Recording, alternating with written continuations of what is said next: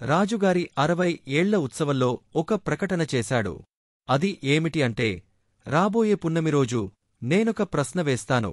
దానికి సరి అయిన జవాబు చెప్పిన వారికి 1000 బంగారు కాసులు ఇస్తాను అని రాజుగారి ప్రకటన.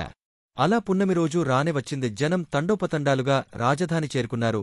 అందరూ రాజుగారు అడిగే ప్రశ్న కోసమెదురు చూడసాగారు. అప్పుడు రాజుగారు ఒక కథ రూపంలో ప్రశ్నని అడిగారు. ఆ ప్రశ్నకి సంబంధించిన కథ ఏమనగా, అనగనగా ఒక రాజ్యం. ఆ రాజ్యంలో రాణిగారికి గుత్తివంకాయ కూర తినాలనిపించింది. వెంటనే వంటవాడిని పిలిపించి గుత్తివంకాయ కూర వండాలి, ఆ కూరలో మసాలా బాగా వెయ్యి, గుత్తివంకాయ కూర ఘుమఘుమలాడుతూ ఉండాలి అని రాణి చెప్పింది.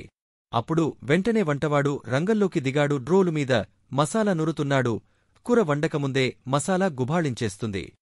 అదే సమయంలో వంటవాడి కుతురు ఉయ్యాలలో పడుకుని నిద్రలేచి ఏడుస్తుంది. పొయ్యి దగ్గర ఉన్న నీళ్ల గంగాళం పట్టుకుని వంటవాడి కొడుకు ఆడుకుంటున్నాడు.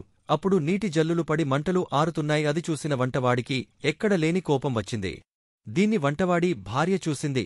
ఓరేయ్, నీకు పొయ్యి దగ్గర ఏమి పనిరా? పొయ్యిలో పడ్డావంటే నీకు చావు ముడుతుంది అని వాణ్ణి పట్టుకుని దూరంగా తీసుకెళ్ళింది. ఎలాగైతేనేం గుత్తివంకాయ కూర తయారు అయిపోయింది. దాన్ని తిని ఆ రుచికి మహారాణి మహదానందపడిపోయింది. సంతోషం పట్టలేక ఆమె వంటవాడ్ని పిలిపించి కొన్ని బంగారు కాసులు బహుమానంగా ఇచ్చిందిరని కథ చెప్పడం ముగించారు రాజుగారు. అప్పుడు రాజుగారు ప్రజలతో కథ విన్నారుగా. రాణివారు వంటవాడికి ఎన్ని బంగారు కాసులు ఇచ్చింది? ఇది ప్రశ్న. ఈ ప్రశ్నకు సమాధానం కథలోనే ఉంది. ఎవరు జవాబు చెబుతారో చెప్పండి అన్నాడు రాజు. పండితులు అంతా తలలు గొక్కున్నారు. జవాబును ఒక్కరైనా ఊహించలేకపోయారు. ఆ ఊరిలో ఒక బాలిక కూడా ఈ కథను విన్నది.